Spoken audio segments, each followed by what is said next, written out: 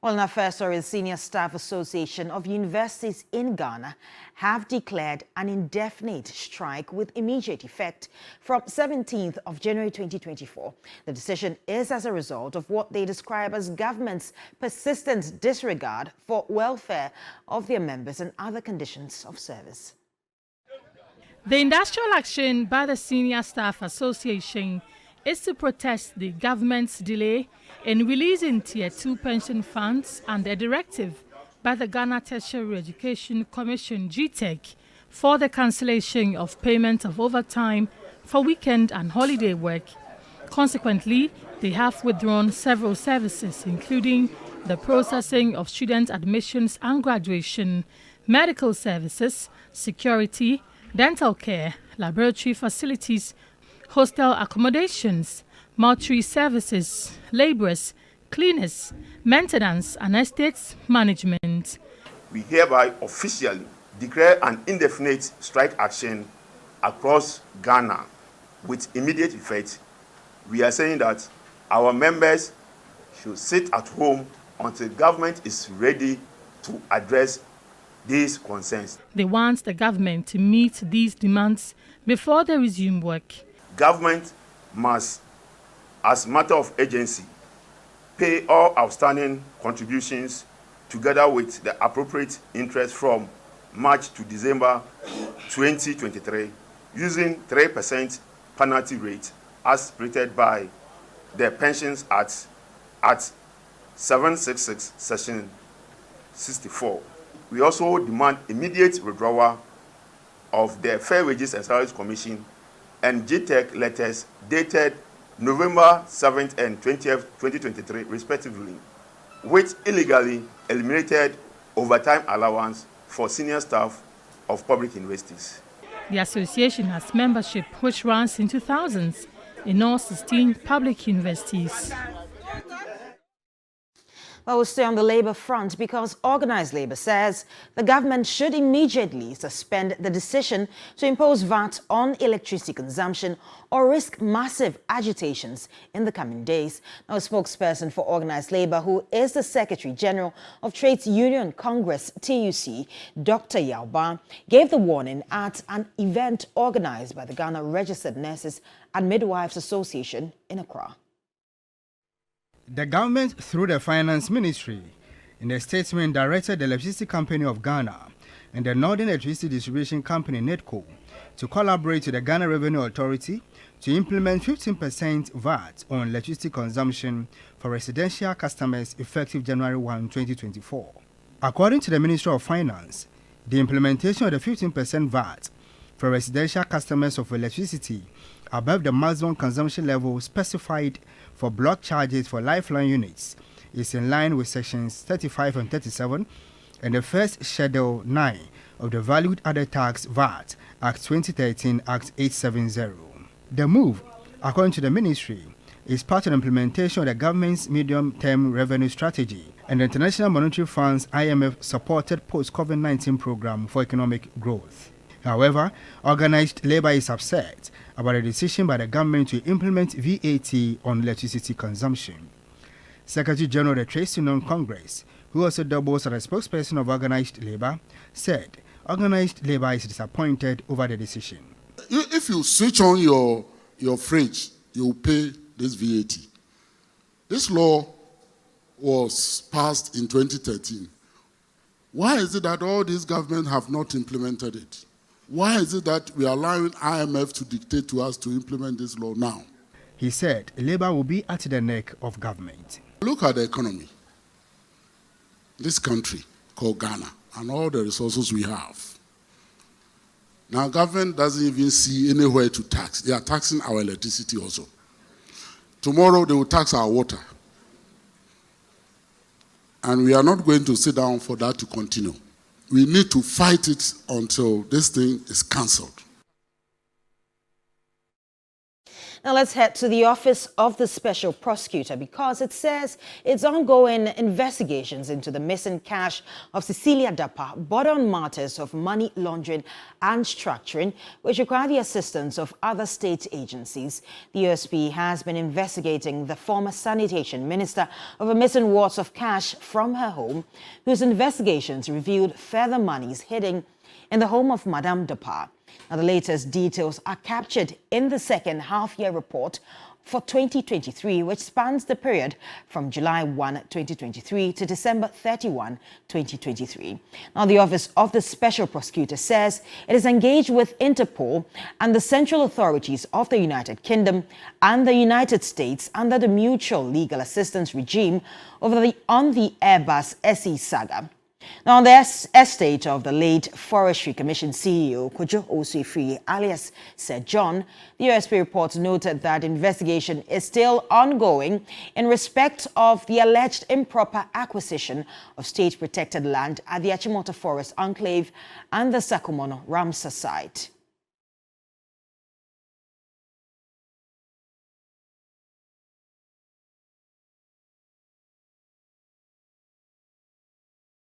Meanwhile, co-chair of the Citizens Movement Against Corruption, Adam Senanu, says there's a need for fast-track anti-corruption courts to help in the fight against the canker.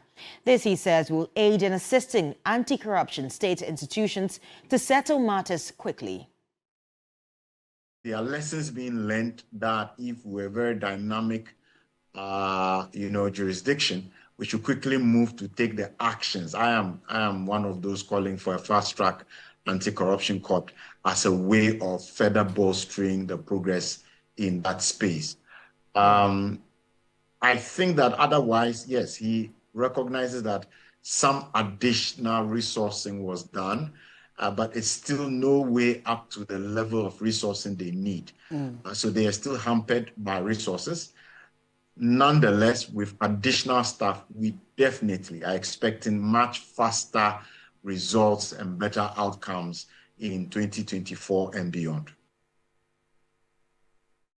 Now, the chief of Kadar Kadar Tenu II has issued a strong warning against attempts by some individuals to install a new chief in the community, saying he will not tolerate any stampede to his authority. Now, the Kumasi High Court on October 31, 2023, granted an order of injunction restraining the National House of Chiefs from gazetting and entering the name of another person into the National Register of Chiefs as the Chief of Kadar. Question Yali has been following the case and reports.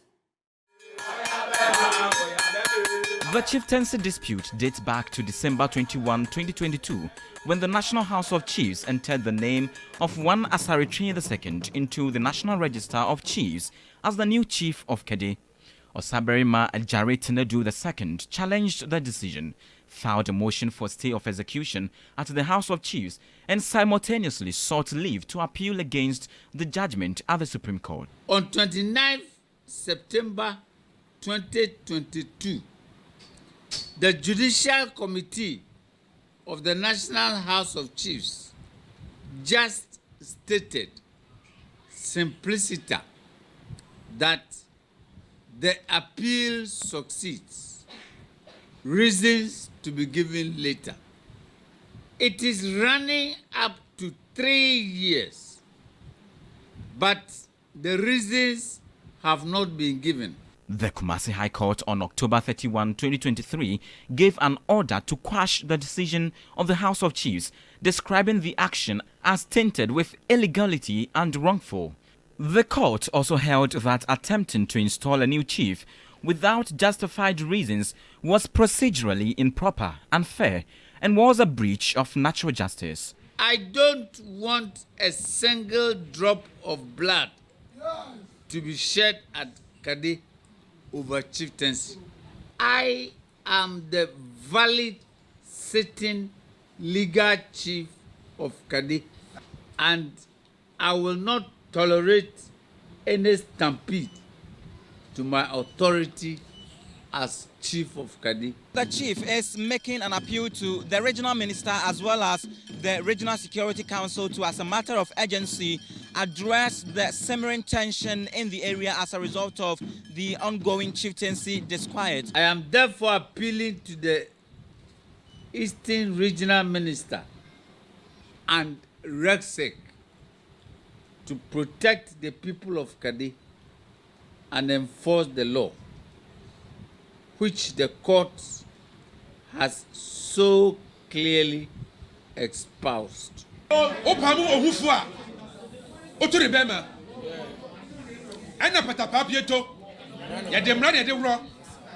I'm sending this caution to these people and their followers.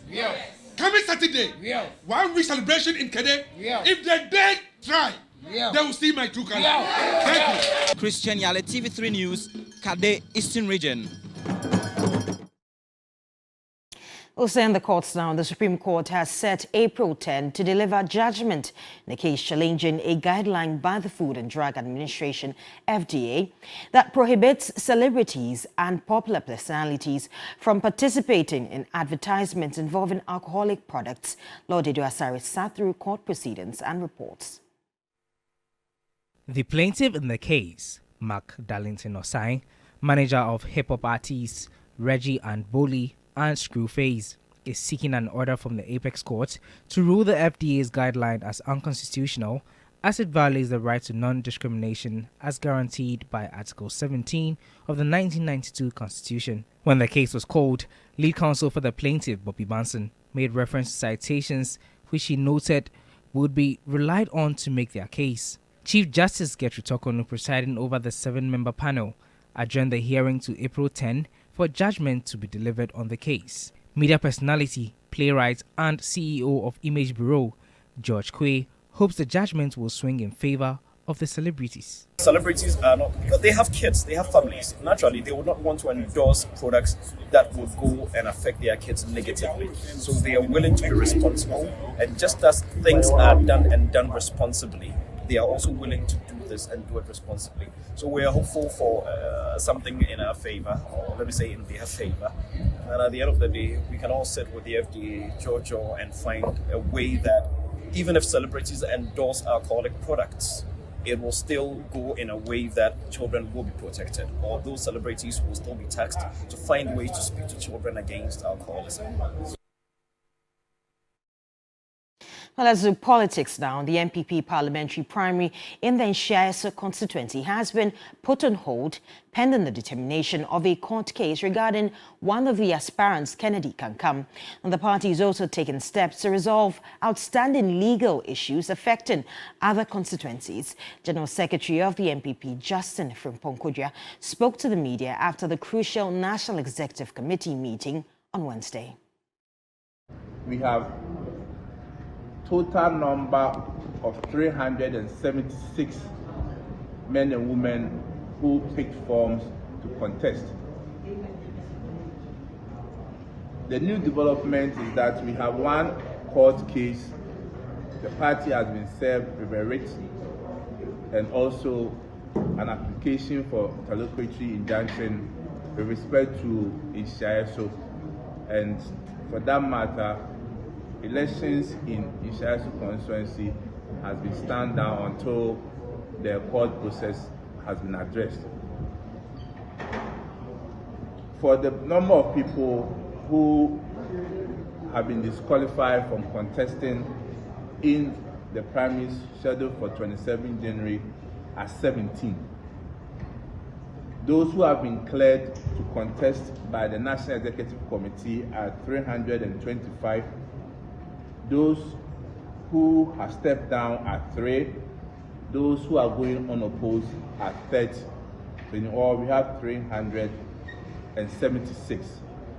The details will be made available through the press release the National Party will issue any moment from now. The National Executive Committee also talked about matter pending in Sunyani East. We'll say in the MPP camp now, and it promises to be a showdown contest between Works and Housing Minister and incumbent Member of Parliament for Bantama, Francis Asensio-Boakye, Ralph Ejapon, the brother of our outspoken politician Kennedy Ejapon, in the January 27 parliamentary primaries. Now, for some delegates, their choice of candidate will not only be influenced by money and sweet talk, but who is ready to tackle unemployment in the constituency. Ibrahim Abubakar has the rest of the story. Bantama constituency, nicknamed the Florida of the New Patriotic Party, will witness one of the fierce contests in the parliamentary primaries. Since 2012, the constituency has been a one-term seat. This is one of the reasons why the incumbent Member of Parliament, Francis Asensio-Boakye, is not taking the contest lightly. For some delegates, breaking the one-term jinx in the constituency should be a must on January 27. People vote based on what they have seen and what the person is doing. For me, I have seen development, and I will continue to vote for development. So if you are coming, bring out policies that will outweigh your opponent. So why then do I have to go and vote for somebody whose policies doesn't outweigh that of the incumbent? We were having a big challenge on the Atafua Bridge, and it has been there for so many years now. And Honorable Asensio-Boakye, through him, the Atafua Bridge is under construction, very massive. So why can't I vote for this man? For others, they are not ready to retain any incumbent MP who doesn't perform to satisfaction. When he was a deputy chief of staff, he helped the constituency a lot. But since he became an MP, he has not done enough for the constituency. We,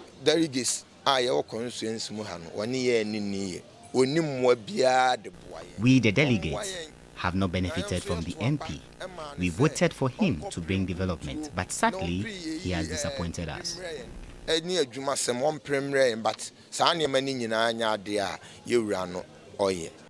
the MP is confident that his track record will earn him a second term of office. Unless development doesn't matter.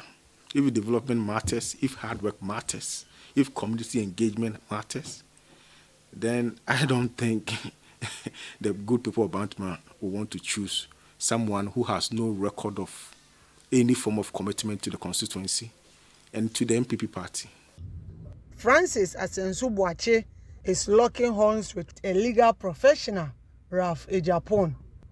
The January 27 primaries will decide whether the incumbent will be given the chance to run for the second time, or a wind of change will once again blow in the Bantama constituency. Ibrahim Abubakar, TV3 News, Bantama, Ashanti region. Now let's do some sports now, and later this evening, the Black Stars will lock horns with Egypt in a potential decider for a place in the round of 16. Ghana currently has 0 points in Group B, whilst Egypt has 1. Orekwan Pofu watched the final training sessions of Ghana and Egypt and has this report. We're back here at the Stade Municipal as the Black Stars are once again preparing ahead of their second group game against Egypt. Few would have thought that ahead of this second group game in Group B, Egypt and Ghana, none of them would be top of the group.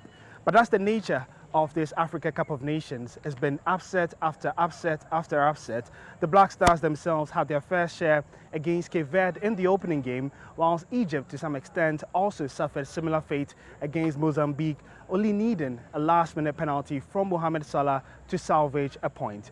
Ahead of the game, both teams are aware of how crucial this match can be, as there could be massive ramifications to how long both teams stay in this competition, depending on how results do go. Egyptian head coach Rui Vitória has described this game as a final, but to Chris Hughton, he needs to ensure that the Black Stars do not repeat the mistakes of the last edition and this time try and go beyond the group stages. We are very conscious. We are very conscious of how big this game is, and hence this is why in our preparation we have prepared the best way that we can. We know the quality of the opposition, and we will need to make sure that we play at a high enough level to be able to get the result that we want. After the result against Cape Verde, there have been a number of questions on the levels of commitment from the players. Jordan Ayew, who is one of the experienced heads, believes that the team is here to fight and ensure that they go as far as they can. Tomorrow is a big day, and we know that it's a big day, and we know how much it means to Ghanaians. And for we ourselves personally, we want to perform. We want to perform in this tournament. We didn't just come here just to visit Abidjan. We came here to perform well. So we'll see tomorrow, and we're ready. And you cannot. I wouldn't agree when you people say people lack commitment. Or no one lacks commitment. Everyone is fully committed. It's just that sometimes things go your way, things don't go your way. But you need to force things. And tomorrow we're going to force things, and we'll see after that. For the third consecutive day this week, Mohamed Kudus fully trained with the Black Stars and looked enthusiastic. There's still question marks on whether he would start the game, as Chris Hughton did mention that he would need to be assessed today and on the match day on Thursday to ensure whether he would play some minutes in that game. Well, we hope for the best this evening. That's how we wrap up the 6 a.m. news right here on TV3. A pleasure coming to you always. My name is Judith Brown. We'll go for a short break, and when we're back, we'll do the